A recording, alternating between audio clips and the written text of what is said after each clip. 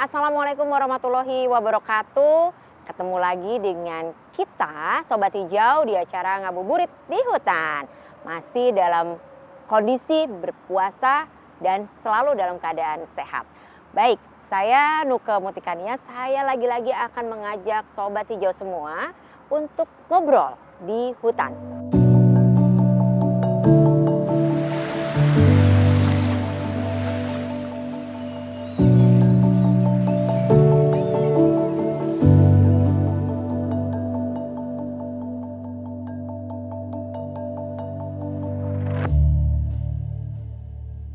Saya udah bersama dengan dua narasumber saya. Yang pertama, saya mau menyapa dulu ya. Ada Pak Jainal Arifin. Selamat sore Pak. Sore, Assalamualaikum. Selamat sore. Beliau adalah Direktur Konservasi Tanah dan Air. Satu lagi yang saya mau kenalkan adalah ada Mbak Artika Sari Devi. Halo Mbak, apa kabar? Baik, alhamdulillah. Sehat ya Mbak. Sehat. Terima kasih ya Mbak udah mau ngobrol sama kita semua. Sama-sama, terima kasih juga Iya. diundang. Pak Direktur, mohon maaf saya ganggu waktunya ya Pak. Yes, Gak makasih, apa-apa nggak ya apa-apa. Pak. Harus nggak apa-apa Pak. Iya dong. Iya dong Pak.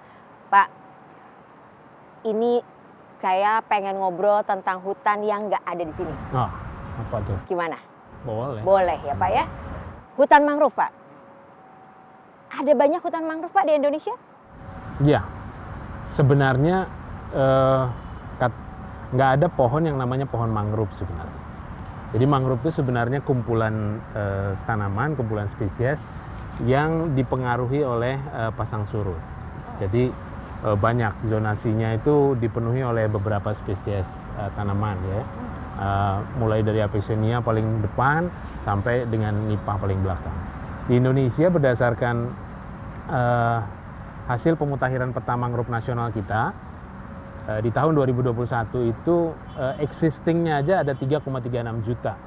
3,36 juta hektar. Itu 20% dari total mangrove dunia. Jadi kita kalau secara negara kita punya mangrove paling luas. Wow. Gitu. Keren Paling ya. luas. Itu belum lagi termasuk potensi habitatnya. Artinya yang sudah nggak ada mangrove-nya lagi, tapi sebenarnya dulunya mangrove yang udah berubah menjadi tambak, berubah jadi pelabuhan, berubah menjadi macam-macam, itu lebih dari 700.000 hektar. Tepatnya 756.183 hektar. Karena kita yang menjadi produsen untuk peta mangrove nasional, dan kita memang sudah melaunching itu tanggal 13 Oktober tahun 2021, dan memang potensi mangrove di Indonesia sangat besar. Dan tersebar di hampir seluruh kabupaten yang ada di Indonesia. Di Indonesia itu 515 kabupaten, itu separuhnya punya ekosistem mangrove. 257 kabupaten punya ekosistem mangrove. Jadi tanggung jawabnya besar secara nasional dan potensinya luar biasa. Mbak, pernah ke hutan mangrove? Jadi masa kecil saya itu tahun 80-an itu saya tinggal di Bangka Belitung kan, di Bangka tepatnya. Jadi kalau dengar kata mangrove itu ya itu tempat main saya. Jadi kalau weekend saya sering diajak mama papa saya itu ke tempatnya Atok Sahab. Atok Sahab tuh kerabat keluarga, saya panggilnya Atok, itu bahasa Bangkanya tuh kakek. Jadi dia di belakang rumahnya itu ada mangrove. Jadi ada hutan mangrove. Jadi di situ saya main. Diajak cari kepiting, bakau di situ gitu. Karena memang sehari-harinya Atok saya ini ya hidup dari situ. Nggak nyangka ya Pak ya? Iya, kita pikir cuma taunya cuma kota, mall gitu ya Pak ya. Ternyata tahu loh Jadi Pak. ngomongin mangrove gini saya jadi kangen, tapi mungkin agak sedikit bergeser ya. Dari tahun 80-an sampai sekarang 2000-an saya kembali ke Selindung, nama daerahnya itu Selindung di Bangka Belitung. Sekarang udah berubah sih memang. Udah beberapa sudah beralih fungsi jadi tambak, ada tambak udang dan macam-macam. Itu yang saya kangenin gitu. Kalau Mbak Tika ini biasa bermain di mangrove gitu ya Pak. Tadi kan kalau kata Bapak, mangrove itu sebenarnya bukan pohon gitu ya. Tapi dia kumpulannya gitu, ekosistemnya. Tapi Pak, tahu nggak kira-kira manfaatnya Pak ya, mangrove? Jadi Kalau Bapak pasti tahu. insya Allah. Iya. Gimana Pak manfaatnya Pak? Ya banyak banget mangrove itu ya. Jadi tadi udah disebutin tuh sama Mbak Atika. Jadi di sana itu menjadi tempat hidupnya banyak habitat. Jadi termasuk kepiting, udang, ikan itu memijahnya rata-rata di ekosistem mangrove. Jadi mereka sangat membutuhkan ekosistem mangrove untuk reproduksinya mereka. Itu salah satunya. Itu secara biologis ya, secara biologis. Kalau secara fisik banyak tuh. Mangrove juga bisa menahan hempasan ombak. Bahkan dari penelitian teman-teman di Jepang itu dengan mangrove yang kerapatannya 200 meter gitu ya, itu mampu meredam tinggi tsunami sampai 3 meter. Jadi mampu meredam tsunami. Kemudian juga mampu menumbuhkan permukaan tanah karena sedimentasinya tertumpuk sehingga sebenarnya menjadi perluasan tanah. Itu secara fisik. Secara kimiawi dia juga bisa memurnikan racun-racun yang menjadi limbah di sekitar perairan pesisir.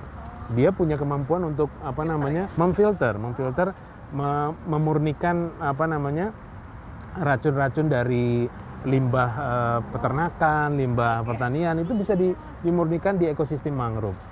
Belum lagi masalah biologis tadi banyak banget. Kalau kita kan banyaknya kenalnya kepiting udang karena memang menjadi konsumsi ya. Nah, tapi di sana kan sebenarnya banyak yang terkenal bekantan dan makaka ya, namanya ekor panjang. Itu yang ekosistemnya ini ya, ekosistemnya memang hanya ada di ekosistem mangrove.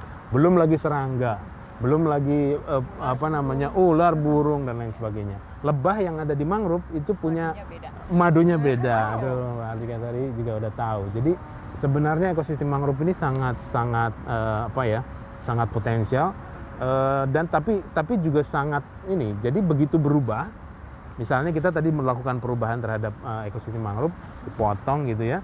Itu yang berubah bukan hanya permukaan tanahnya jadi terbuka, tapi konsistensi sedimentasi tempat tumbuhnya jadi berubah. Kemudian kualitas air yang melewati di situ jadi berubah sehingga pada saat kita mau mengembalikannya seperti ekosistem yang itu lumayan sulit tuh sebenarnya. Tapi dengan penanaman reforestasi yang ada, kita terus mencoba memperbaiki dan mempertahankan konservasi ekosistem kita. Soalnya kalau tadi saya dengar kan ya Mbak Tika ya, kita yang terkaya loh punya 20% tadi ya. Dari seluruh mangrove dunia. Mangrove dunia itu 16,5 juta lah kira-kira gitu. Itu paling besar ada di Southeast Asia ya, di Asia Tenggara. Dan kita sebagai bagian yang paling besar di Southeast Asia, kita yang menguasai seluruh ekosistem mangrove nih di kepulauan. Paling besar, tanggung jawabnya juga paling besar. Betul. Yes, benar. Mungkin kalau kayak Mbak Tika biasa main di mangrove, jadi mungkin udah nggak aneh, udah nggak terlalu bingung gitu. Tapi sobat hijau yang lain nih Pak, kan mungkin belum kenal juga yang namanya mangrove itu tadi, seperti tadi.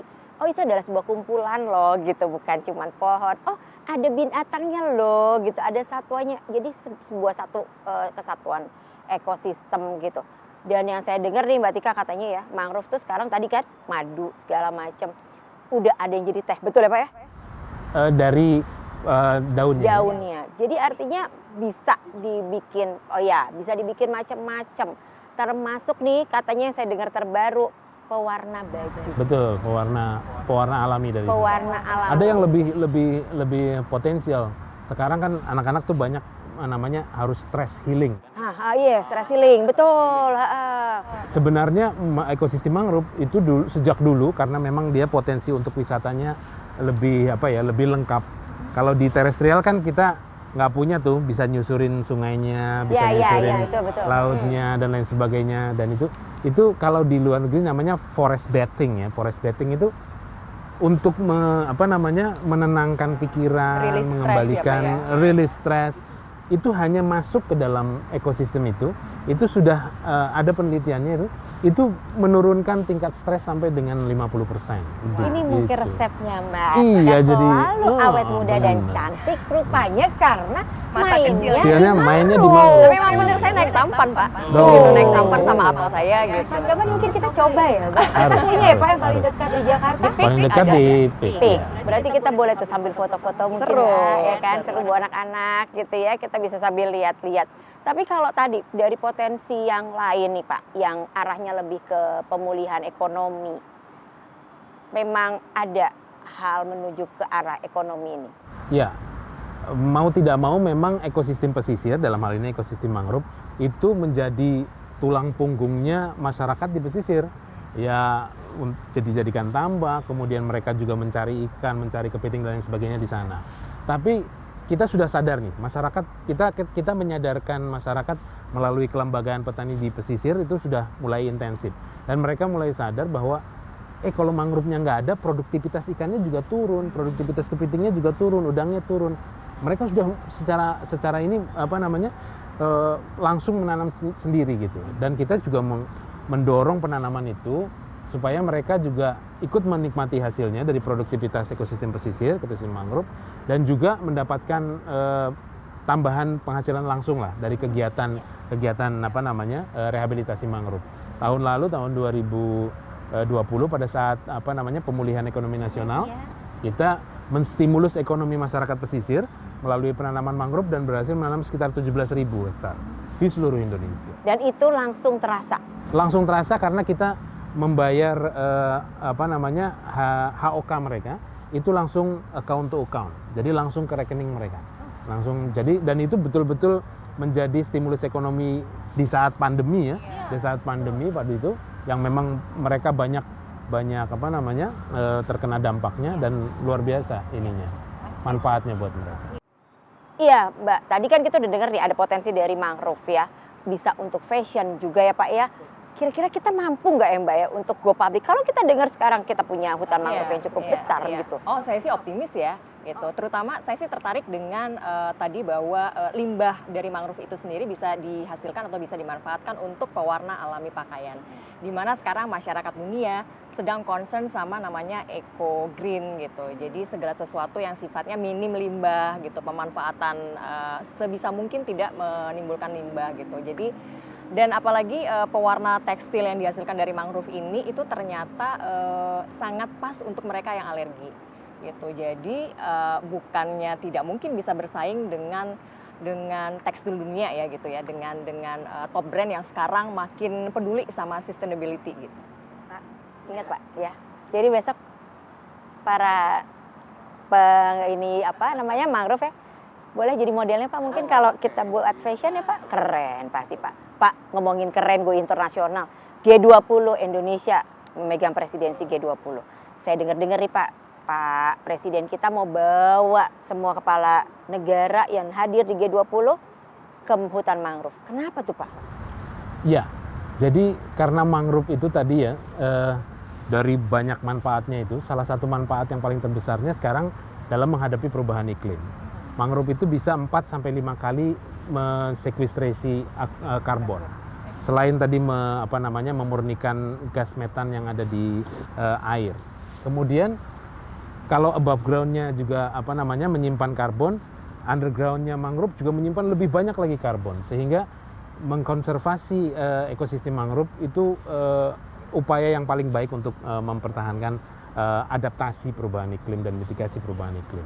Itu sebabnya Presiden Jokowi menjadikan venue di Tahura Ngurah Rai di Bali untuk menjadi venue G20 untuk presidential meeting nanti gitu ya. Dan kita sudah mempersiapkan bagaimana menjadikan Tahura Ngurah Rai di Bali untuk bisa dilihat oleh seluruh pemimpin di dunia bagaimana Indonesia mengkonservasi dan merehabilitasi mangrove. Insya Allah. Kayaknya keren nih Mbak. Berarti mungkin abis ini kita harus menjadwalkan, kita duluan Mbak yang lihat. Sebelum presiden yang ke sana membawa para kepala negara, kita duluan Mbak yang lihat. Itu ini reuni masa kecil ya Mbak ya. Iya, itu tadi kita udah ngobrol rame banget ini. Terima kasih banyak Pak Jain Arif, terima kasih Mbak Tika ya udah cerita soal masa kecilnya di hutan mangrove. Rupanya Sobat Hijau, siapa di sini yang punya cerita juga besar di hutan mangrove? Boleh loh bagi-bagi cerita sama kita semua.